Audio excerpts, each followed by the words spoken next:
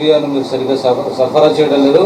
ఒకవేళ సరఫరా చేస్తే మేము మీకు మద్దతు ఇస్తామని కేటీఆర్ అంటున్నారు. యూరియా ఇస్తే ఇవాళ ముఖ్యమంత్రి సైతం కూడా యూరియా అనుకున్నంత మేరకు కేంద్రం నుంచి సరఫరా జరిగిందని వాస్తవంగా వారు చెప్పడం జరిగింది.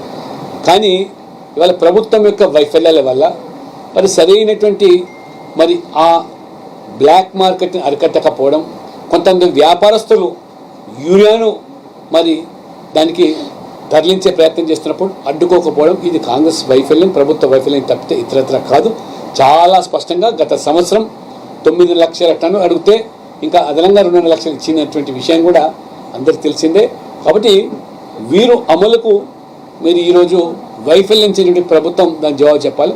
కేటీఆర్ గారికి ఇవాళ ఏదో కోతి కొబ్బరికాయ దొరికినట్టుగా వారు మాట్లాడుతుంది. గతంలో ఇవాళ బీఆర్ఎస్ అయినా కాంగ్రెస్ అయినా రైతులకు చేసినటువంటి మోసాలను రైతులు మర్చిపోలేదు. అంటే వాళ్ళని అడిగారా సార్ సపోర్ట్? బీఆర్ఎస్ వాళ్ళు నాకు ఐడియా లేదు. రాజ్నాథ్ సింగ్ గారు అందరితో మాట్లాడారు, బహుశా వారితో మాట్లాడి ఉండొచ్చు, నాకు ఐడియా లేదు. మార్వాడి గో బ్యాక్ నినాదం నడుస్తుంది రాష్ట్రంలో, ఎట్లా చూస్తారు? అది ఏదైనా మంచిది కాదు సంప్రదాయం.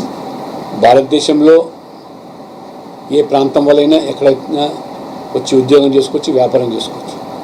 చిన్న చిన్న సమస్యలు ఏదైనా వస్తే స్థానికంగా పరిష్కారం చేసుకోవాలి. కానీ ఈ రకంగా ప్రాంతాల మధ్య విద్వేషాలు వదిలించే విధంగా చేయడం భావ్యం కాదు. ఇది మంచి పద్ధతి కూడా కాదు. జాతీయ అధ్యక్ష ఎన్నిక ఎప్పుడు? ఉపరాష్ట్రపతి ఎన్నిక అయిపోయిన తర్వాత జాతీయ అధ్యక్షుని గురించి తప్పకుండా దాని మీద పార్టీ ఆలోచన చేస్తూ, ఇప్పటికి 27 రాష్ట్రాల్లో అధ్యక్షుల ఎంపిక ప్రక్రియ పూర్తయిపోయింది. ఇంకా 10 రాష్ట్రాల్లో మరి జరగాల్సిన అవసరం ఉంది.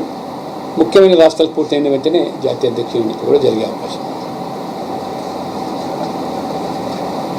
15 నిమిషాల్లో పూర్తి చేసినాం. 13 నిమిషాలు చాలు కదా మరి.